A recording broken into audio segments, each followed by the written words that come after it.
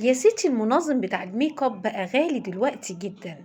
تعالي هنعمل منظم للميك اب وصدقيني أجمد من اللي بتشتريه وهتشوفي. هنجيب 5 كرتون ونقصهم على شكل دايرة عشان تعملك سمك للقعدة وتبقى متينة، ونيجي نفتحها من النص على شكل دايرة زي ما انت شايفة.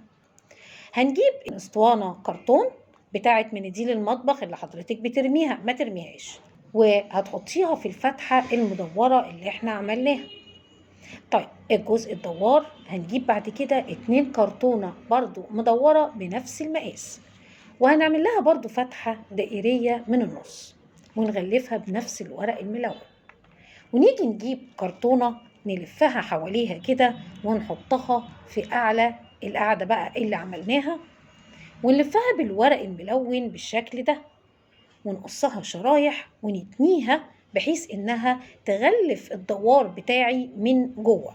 هتجيبي الاسطوانة وتحطيها في المكان اللي احنا عملناه المخصص ليها، وهتجيبي كذا كرتونة على حسب عدد الفواصل اللي عايزاها وتقصيها بنفس الشكل اللي انت شايفاه بالظبط وتغلفيها، وهتحطيها في الداخل كحواجز وزينيها بقى على ذوقك. ايه رأيك؟ منظم جامد جدا وشكله شيك وبيلف معاكي زي ما انت عايزة، احلى من المنظمات اللي انت بتشتريها.